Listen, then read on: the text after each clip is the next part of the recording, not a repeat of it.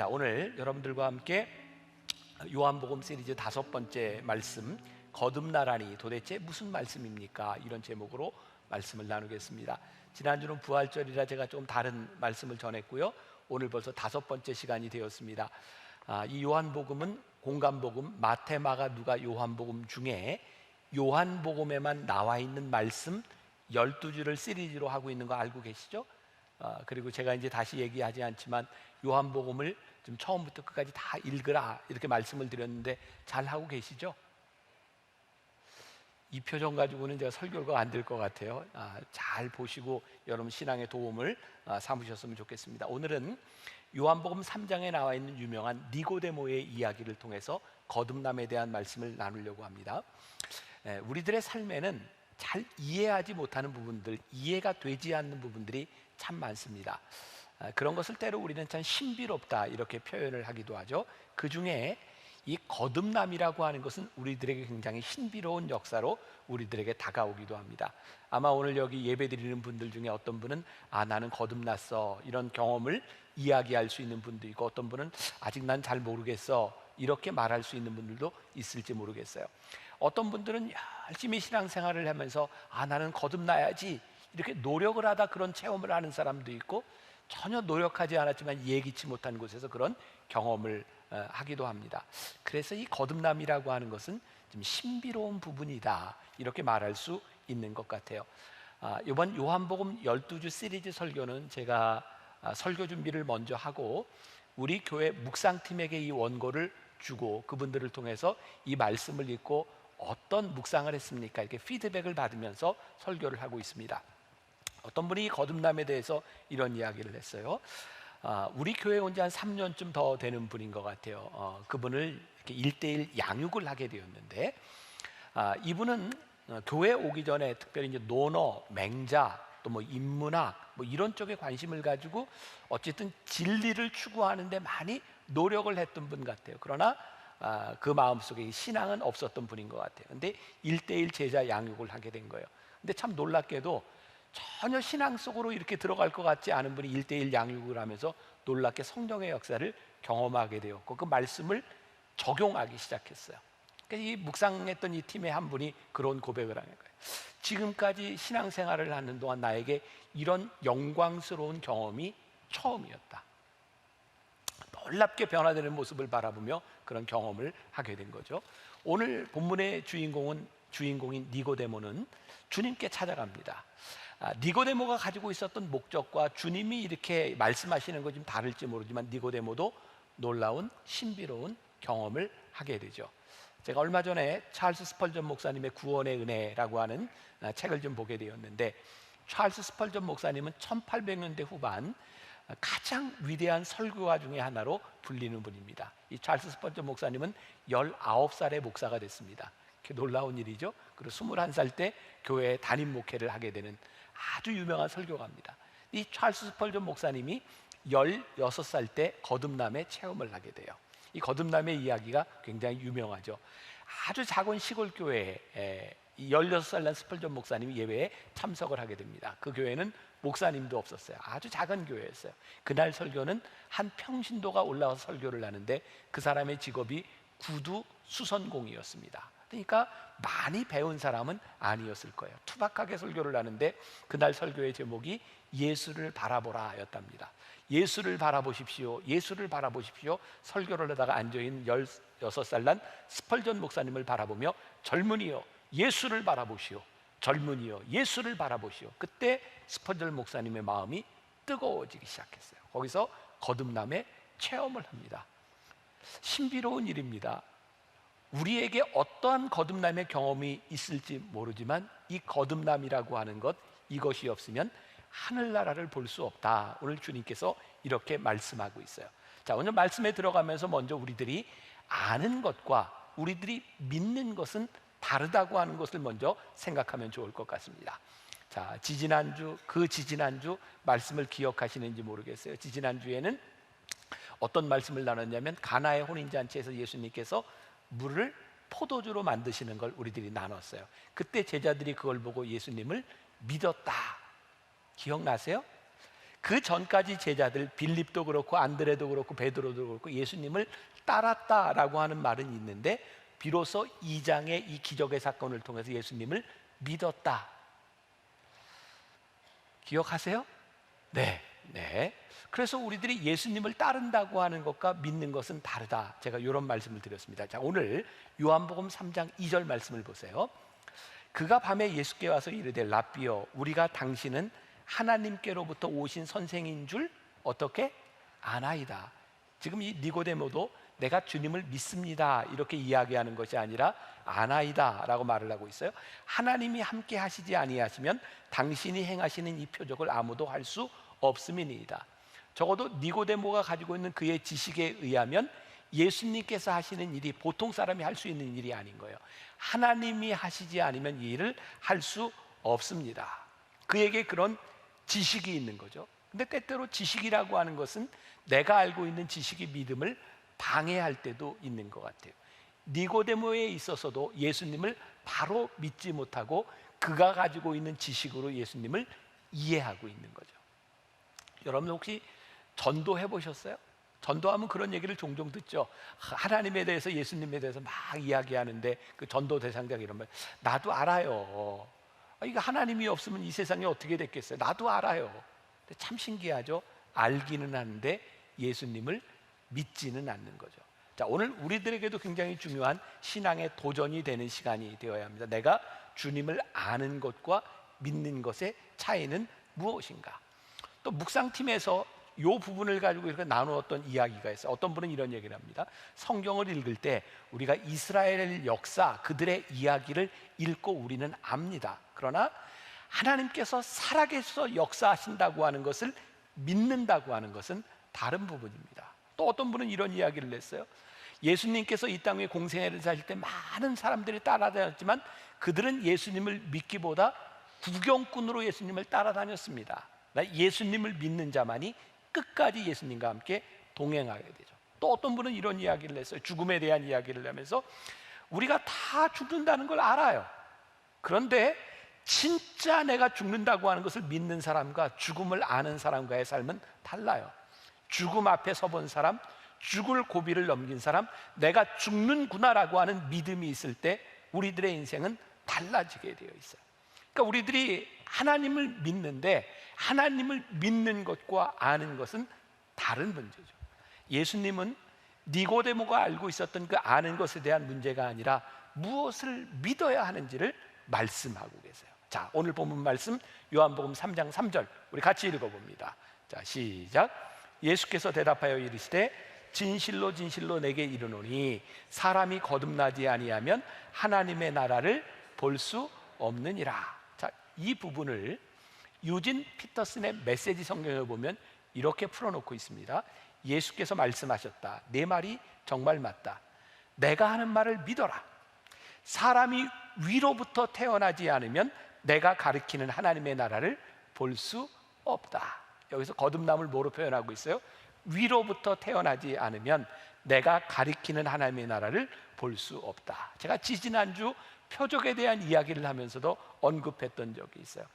예수님께서 표적을 통해 가르치시는 것이 있어요. 예수님은 표적을 믿어라 라고 하는 것이 아니라 이 표적을 통해서 무엇을 보여주시는지를 우리들이 알기를 원하는데 위로부터 나지 않으면, 거듭나지 않으면 예수님께서 이 표적을 행하시는 이유를 알지 못한다. 성경 우리들이 사복음서라고 이야기하는 게 있어요. 뭐죠? 마태, 마가, 누가, 요한복음. 이것을 우리가 사복음서라고 이야기를 합니다. 이 사복음서에는 예수님이 하셨던 일과 예수님의 말씀이 공통적으로 많이 들어와 있어요. 근데 우리가 이번 요한복음을 통해 보는 거는 요한복음에 있는 것만을 우리들이 12주를 함께 나눈다고 했죠. 아시죠? 자, 그 예수님에 대한 행적, 예수님의 기적, 예수님의 이야기들이 마태복음에 나오는 게 요한복음에도 나오고 누가복음에도 나오고 그래요. 그런데 요한복음만이 가지는 독특한 특징이 있어요. 여러분들이 요한복음을 보실 때 예수님이 행하신 기적 다음에는 분명히 그 다음 예수님의 말씀이 나와요. 예수님의 메시지가 나옵니다. 무엇을 의미하는지 아세요? 요한복음은 철저하게 예수님이 기적을 행하실 때 왜 이 기적을 행하셨는지 기적을 통하여 하나님을 바라보라고 말씀하고 있어요. 그래서 요한복음에는 예를 들어서 오병이어의 기적을 행하신 다음에 어떤 말씀이 나오면 생명의 떡에 대한 말씀이 나와요. 사람이 이렇게 떡으로만 사는 것이 아닌 생명의 떡에 대한 말씀이 나와 있는 거예요. 자, 요한복음은 6장을 기점으로 해서 예수님께서 이렇게 기적을 행하시던 기적이 아닌 예수님의 말씀에 초점을 맞추기 시작합니다. 자, 이제 여러분들 요한복음 6장을 보면 어떤 말씀이 나오냐면 예수님께서 이제 기적이 아닌 여러 가지 말씀들을 하기 시작할 때 사람들이 주님이 말씀하시는 것이 어렵도다. 그리고 예수님을 떠나갑니다. 그래서 예수님께서 떠나가는 사람들을 바라보면서 제자들에게 너희도 가려느냐라고 물었더니 제자들이 요한복음 6장 68절과 69절에서 이렇게 말을 해요. 한번 띄워줘 보세요. 같이 봉독합니다. 시작. 시몬 베드로가 대답하되 주여 영생의 말씀이 여기 계심에 우리가 네게로 가오리까? 우리가 주는 하나님의 거룩하신 자인 줄 믿고 알았삼나이다. 자, 시몬 베드로가 뭐라고 얘기해? 영생의 말씀이 여기 있사오매 우리들이 네게로 가오리까? 그러니까 이 표적을 따르는 사람과 주님의 말씀을 따르는 사람이 다른 거죠. 예수님을 따르던 많은 군중들은 왜 예수님을 따랐죠? 그들의 필요가 있었기 때문입니다. 자, 이거 우리 지금 신앙에 도입을 해봅시다. 우리가 처음 예수님을 믿으러 나오는 이유들은 대부분이 필요가 있기 때문에 나옵니다. 그러니까 대개 신앙생활을 하는 계기들이 그런 거죠. 중병에 걸리든지 내 자식이 속을 썩이든지 내가 경제적으로 많이 어렵든지 사람들이요 대체적으로 문제가 생기지 않으면 신앙을 가지려고 하지 않습니다. 아마 여러분들 중에도 동일할지 몰라요.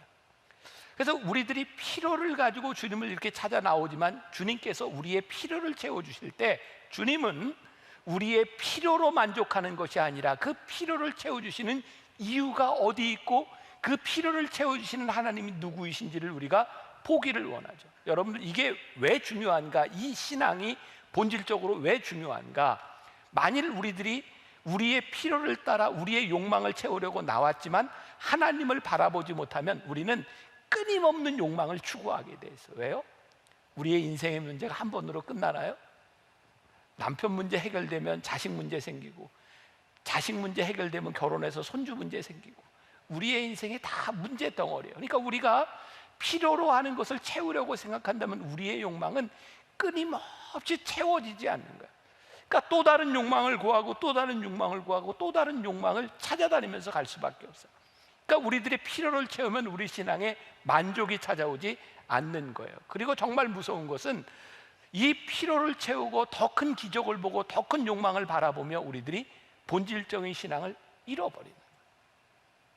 여러분 기독교 역사를 보세요. 당장 우리 한국에 우리나라에 있었던 기독교의 역사들을 보세요. 대부분의 이단들과 타락하는 교회들이 어디에서부터 오던가요? 놀랍게도 성령의 역사가 뜨겁게 일어나던 공동체에서 타락이 옵니다.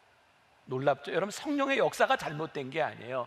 성령의 역사가 뜨겁게 엄청나게 일어나던 것에서 표적을 보던 사람들이요 끊임없이 표적을 구하면서 진리 가운데 서지 못하는 것들을 참 많이 보죠. 그래서 우리는 불행스럽게도 성령의 역사가 뜨겁게 일어났던 신유의 역사가 일어났던 공동체에서 너무나 비도덕적이고 너무나 잘못된 모습들을 우리들이 바라보게 되는 거죠. 왜? 그들은 욕망이 채워질 때까지 욕망을 바라보면서 하나님께서 말씀하시는 하나님의 다스림 가운데 들어가지 못한. 제가 언젠가도 그런 얘기 했었어요. 어떤 부자에게 한 사람이 물었대요. 당신은 이렇게 돈이 많은데 얼마나 돈이 있으면 만족하겠습니까? 대답이 뭐였어요? 조금만 더. 그러니까 부자가 만족할 수 있는 것은 계속 조금만 더, 조금만 더. 하나님의 말씀과 하나님의 나라가 하나님의 나라가 없는 표적은 더 많은 욕망 덩어리를 만들어내는 그런 괴물이 되어버리는 거예요. 오늘 예수님께서 오늘 우리들에게 이 거듭남에 대한 말씀을 하시면서 우리들에게 주시는 굉장히 중요한 부분이에요. 너희들은 표적을 보는 사람이 아니라 표적이 가리키는 것이 무엇인지를 보아라. 자, 이 말씀을 잘 이해하세요. 우리들이 인생을 살아가면서 우리들의 필요와 욕구가 있는 것, 표적이 필요한 것은 사실이지만 그것이 우리의 신앙의 본질을 대체할 수는 없는 것이다 라는 것을 우리들이 알아야 되죠. 자, 그러면 거듭남이란 무엇일까? 오늘 예수님께서 뭐라고 말씀하시냐면 너희들이 거듭나지 않으면 하나님의 나라가 보이지 않는다는 거예요. 자, 조금 전에 유진 피터슨의 메시지 성경을 통해서 거듭남을 어떻게 표현했어요? 위로부터 태어나지 않으면 너희들이 하나님의 나라를 볼 수 없다. 거듭난다고 하는 것은 하나님의 사고를 가지고 하나님의 마음을 가지고 세상을 새롭게 보기 시작했다는 거예요. 그러니까 우리들이 주변에서 보기에 아무리 신앙생활을 열심히 하고 열정적이고 신유의 은사를 경험하고 표적을 보았다 해도 그들의 세계관이 바뀌지 않고 하나님 나라를 볼 수 없다고 하면 그것은 올바로 거듭난 사람이 아니라는 말씀이에요. 그러니까 여러분, 우리들에게 기준이 분명히 있어야 돼요. 요한일서 2장 16절과 17절 말씀에 보니까 우리 같이 한번 목독해 볼까요? 이는 세상에 있는 모든 것이 육신의 정욕과 안목의 정욕과 이생의 자랑이니 다 아버지께로부터 온 것이 아니요 세상으로부터 온 것이라. 이 세상도 그 정욕도 지나가되 오직 하나님의 뜻을 행하는 자는 영원히 거하느니라. 우리가 이렇게 신앙생활을 수십 년 하면서도 지금도 내 육신의 정욕과 안목의 정욕과 이생의 자랑거리로 살아간다고 하면 아버지께로부터 온 자가 아니다. 이 부분에서 우리도 참 힘들죠. 생각해 보니까 내 정욕이, 내 자랑이, 내 안목이 세상과 똑같아. 우리가 그렇게 하나님을 믿는다고 그렇게 고백을 하고 그렇게 예배를 드리는데도 어쩌면 세상 사람들이 가지고 있는 사고와 다르지 않아. 그러면 우리들이 거듭난 것이 아니야. 예수님께서 오늘 니고데모를 통해서 이렇게 말씀하시는 것이 니고데모야, 네가 거듭나지 아니하면 하나님의 나라를 볼 수 없느니라 라고 하는 말씀은 오늘 우리를 향해서 하시는 말씀. 이 거듭남이라고 하는 것, 오늘 또 우리 찬양 불러준 팀들이 이 born again 거듭남에 대한 이야기를 잘 이렇게 찬양으로 또 들려주셨는데 오늘 주제는 거듭남이에요. 새 사람이 된다고 하는 것, 거듭남이라고 하는 건 뭘까요? 자, 우리가 기독교 이 교회 안에서, 제도 안에서 거듭남을 이렇게 상징적으로 보여주는 게 뭐냐면 세례예요. 세례. 세례는 거듭남의 의미를 상징적으로 보여주고 있어요. 자, 우리가 세례를 받을 때 물로 성부와 성자와 성령의 이름으로 세례를 주잖아요. 예수님 당시에는 어떻게 세례를 받았을까요? 요단강에서 세례를 받았어요. 우리 세례요한에 대한 이야기 했던 거 기억나시죠? 그러면 그 요단강에서도 이렇게 물 떠가지고 성부와 성자와 성령의 이름으로 세례를 줬겠죠? 아니죠.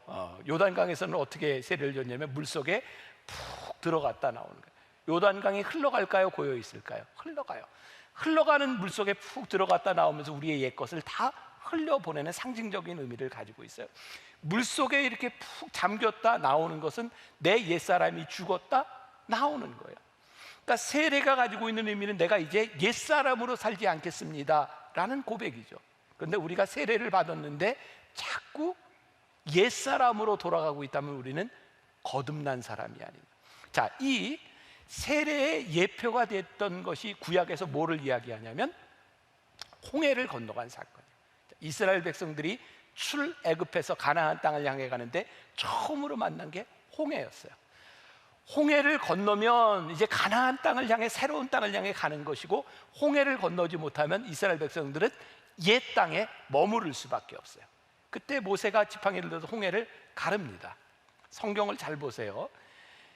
모세와 함께 이스라엘 백성들은 홍해를 이렇게 쫙 건너가면서 어떻게 됐냐면 뒤에 있는 물들이 합쳐집니다. 홍해를 가르고 길이 났는데 그 길이 다 없어집니다. 무엇을 의미할까요? 다시는 돌아갈 수 없는 길인 거예요. 우리가 거듭나고 새로운 사람이 되었다고 하는 것은 이제 옛 생활로 돌아가지 않는 거예요. 그러면 이제 홍해를 건너면서 이스라엘 백성들은 새로운 땅을 향해 가고 있는데 그들이 그 새로운 땅을 바로 얻었나요? 그렇지 않아요. 우리가 거듭난다고 하는 것은 우리들의 삶의 완성을 의미하는 것이 아니라 거듭난 자로 이제 새로운 땅을 향해 가겠다고 하는 의미를 우리들에게 보여주고 있는, 이스라엘 백성들이 그 땅을 지나가며 새로운 땅을 향해 가면 그들은 여전히 어려움들을 만납니다. 고통을 만납니다. 우리들이 거듭난 자로 살아간다고 하는 것이 우리를 퍼펙트한 환경으로만 우리를 인도하는 것이 아니라 우리는 여전히 그 길을 향해 우리는 이 삶을 살아가는 거예요. 그런데 우리들의 방향이 어디로 돼 있어요? 하나님의 나라를 향하여, 가나안을 향해 우리들이 가고 있는 거예요. 우리들이 이 길을 걸어가며 거듭난 자로 새로운 세계관을 가지고, 우리들이 거듭난 자의 새로운 세계관을 가지고 있어야 이 땅을 바로 살아가야 될 의지가 생기지, 우리들의 새로운 하늘나라를 바라볼 수 있는 세계관을 가지지 못하면 우리는 이 세상에서 흔들릴 수밖에 없어요. 이스라엘 백성들이 홍해를 건너는 표적을 경험했지만, 그들이 하나님을 믿지 못하는 자들이 홍해를 건너서 거듭났다고 생각하는데 거듭나지 못하고 표적만을 바라보니까 어려운 일을 만날 때마다 불평하죠. 하나님을 원망하죠. 혹시 여러분들 긴가민가 이런 얘기 들어보셨어요? 긴가민가가 어느 나라 말일까요? 우리나라 말이죠. 긴가민가. 근데 이 말이 한자어에 기연가 미연가라고 하는 말에서 나온 게 긴가민가라는 거예요. 그런가 그렇지 아니한가, 기연가 미연가, 긴가민가. 아니, 신앙생활을 하는데 맨날 거듭났다고 하는데 긴가민가 해. 이게 맞는겨 안 맞는겨? 맨날 흔들려. 자, 다시 말합니다. 우리가 거듭난 자로 살아간다고 하는 것이 우리들에게 완벽한 환경을 가져다 주는 것이 아니라, 우리들이 거듭난 자라고 하는 것은 하나님의 사고를 가지고 이 땅을 우리들이 살아갈 수 있는 의지를 가지고 살아가는 사람이에요. 우리들 주변에 신앙을 가지는 사람들, 신앙을 가졌던 사람들의 일탈과 타락을 봐요. 마음 아프죠? 거듭나지 못했기 때문이죠.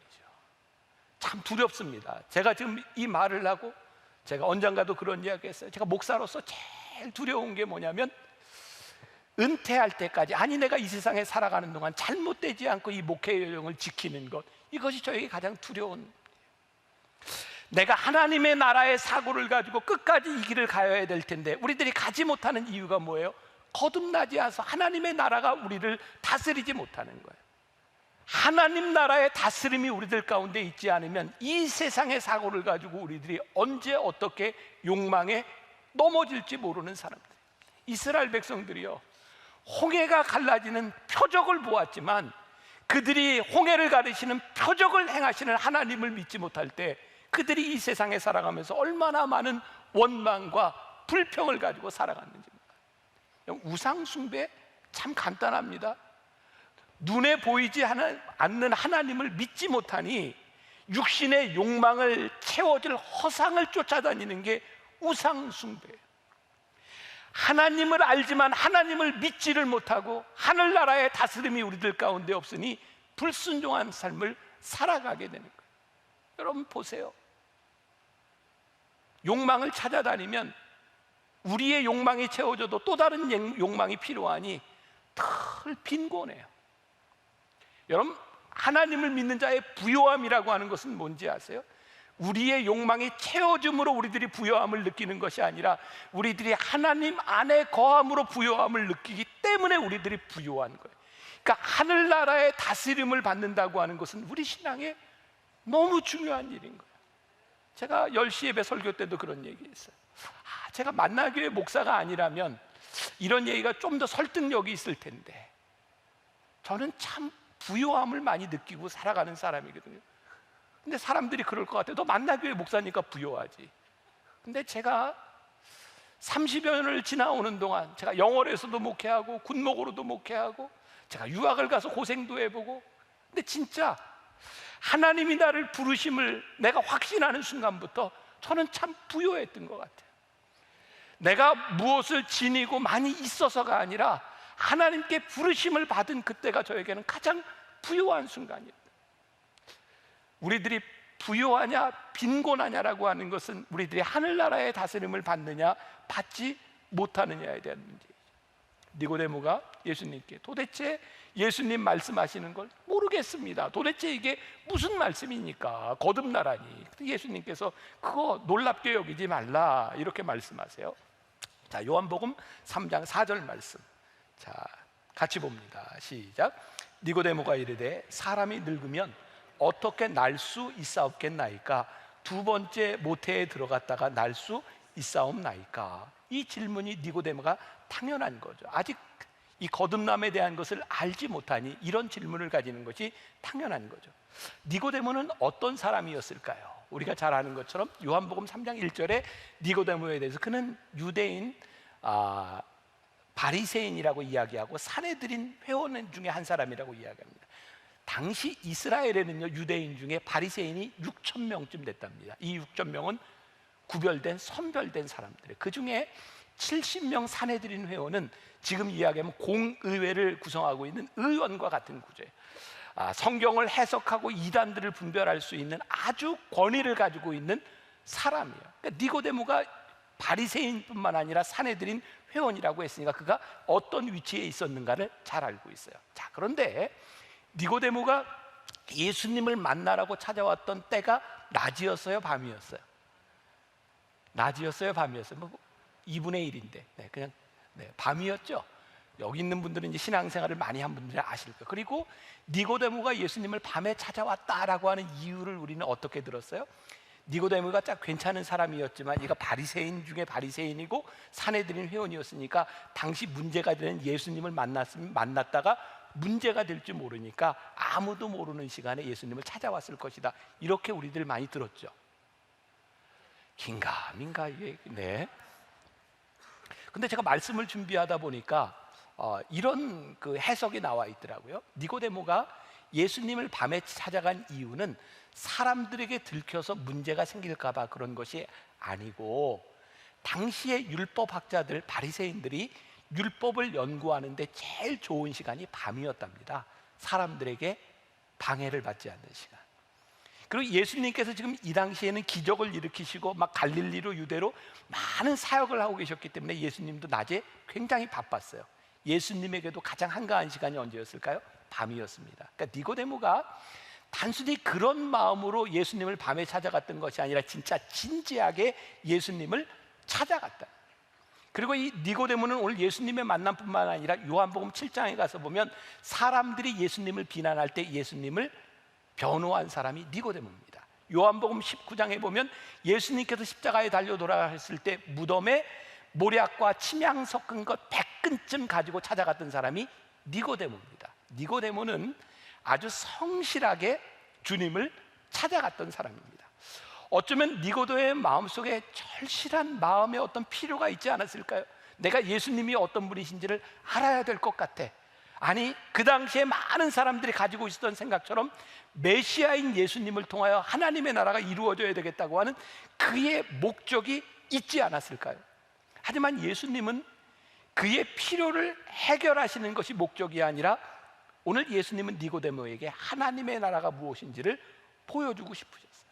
니고데모가 가나의 혼인잔치에 예수님의 표적을 보고 예수님이 뭔가 다른 분이다 라고 생각을 했지만, 예수님은 니고데모가 네가 거듭나서 이 표적이 아니라 하나님의 나라를 볼 수 있는 사람이 되었으면 좋겠다. 내가 거듭나지 아니하면 네가 하나님의 나라를 알 수 없느니라 라고 말을 하죠. 자, 요한복음 3장 4절 다시. 니고데모가 이르되 사람이 늙으면 어떻게 날 수 있사옵나이까? 두 번째 모태에 들어갔다가 날 수 있사옵나이까? 여기 거듭남, 유진 피터슨의 성경에서는 하늘로부터 위로부터 난다라고 표현을 했는데, 당시 거듭난다고 하는 것은 세 가지 의미를 가지고 있었대. 하나는 완전하게 새로워진다, 이런 의미가 있고, 또 하나는 진짜 second time again, 다시 태어난다라고 하는 의미도 있고, 또 하나는 하늘로부터 난다라는 의미도 가지고 있었대. 근데 오늘 예수님께서 말씀하시는 의미는 이 세 가지를 다 포함하고 있는 것 같아요. 아마 니고데모가 이해하고 있었던 거듭남은 두 번째 의미, 두 번 난다고만 생각했을 것 같아요. 그러니 그에게 이해가 되지 않는 거죠. 자, 요한복음 3장 6절 예수님께서 이렇게 말씀하세요. 육으로 난 것은 육이요, 영으로 난 것은 영이니. 육으로 난 것은 육에 속해 살아갑니다. 영으로 난 것은 영에 속해 살아갑니다. 육에 속한 사람은 육신의 욕망을 따라 살아갑니다. 육신의 욕망을 따라 살아가면 틀림없이 죄를 짓습니다. 육신의 욕망을 따라 살아가면 죄를 사랑하게 되어 있습니다. 이 땅에 있는 수없이 일어나는 모든 일들이 동일한 공식을 가지고 있습니다. 욕망을 따라가는 사람이 죄를 사랑함으로 육신의 결과를 낳는 것이고, 영에 속한 사람은 죄를 미워하기 때문에 욕망에 넘어가지 않게 되어 있는 거예요. 그런데 오늘날 교회 안에 우리 신앙인들과 교회의 모습들 가운데 육신의 욕망을 가진 사람들과 다르지 않은 모습들, 하나님을 믿는 우리 성도들 가운데 죄를 미워하지 않는 모습들, 우리들이 거듭나지 않았다. 오늘 이 니고데모에게 하신 말씀은 오늘 우리들에게도 동일하게 하시는 말씀이에요. 우리가 죄를 고백하고 거듭났다고 하는 것은 이제 그리스도를 따르는 삶을 살아가고 하나님의 나라를 바라보며 살아가겠다. 요한복음 3장 7절과 8절 말씀, 내가 내게 거듭나야 하겠다 하는 말을 놀랍게 여기지 말. 바람이 임의로 불매 내가 그 소리를 들어도 어디서 와서 어디로 가는지 알지 못하나니 성령으로 난 사람도 다 그러하니라. 저도 오늘 여러분들에게 이 거듭난다고 하는 것을 이게 바람이 어디서 불어서 어디로 오는 것처럼 우리들이 알 수 없지만, 거듭난다고 하는 것을 제가 여러분들에게 논리적으로 이성적으로 설명할 수 있는 방법이 없어요. 그런데 한 가지 분명한 것은, 내가 거듭났다고 하는 분명한 증거는 말씀을 들을 때 주의 말씀이 내 속에 들어 이상하게 내 마음이 뜨거워지며 내 속에 어떤 마음이 들어요? 하나님, 이제부터 내가 하늘나라의 다스림을 받으며 살아가겠습니다. 하나님이 나를 다스리시는 인생을 살아가겠습니다. 제가 죄를 미워하는 사람, 더 이상 욕망에 흔들리는 사람이 되지 않겠습니다. 그때 우리들이 하나님 나라의 다스림 가운데 있으며 내가 거듭났습니다 라고 고백할 수 있는 거예요. 다시 한번 여러분들에게 말씀드려요. 내가 이 거듭났다고 하는 것이 우리를 퍼펙트한 인간으로 만들어주는 것이 아니에요. 거듭남은 하나님 나라의 다스림을 받으며 이 세상에서 살아가겠습니다라고 하는 믿음의 고백이에요. 거듭난 자들에게 동일한 어려움들이 있을 거예요. 동일한 환난이 우리들에게 찾아올 거예요. 그 가운데 하나님의 다스림을 받는 것이 우리들의 인생을 부욕해 하심을 믿으며 이 말씀을 붙들고 나아가는 것, 이것이 거듭남. 오늘 예배하고 말씀을 듣는 여러분들 가운데 이 거듭남이 있기를 주님의 이름으로 간절히 축원합니다. 성령께서 여러분들의 마음을 만지시고 움직이셔서 주님, 주의 말씀에 주의 다스림을 따라 살아가겠습니다, 이 마음으로 믿음으로 고백하고 이전을 나아갈 수 있기를 주님의 이름으로 간절히 축원합니다.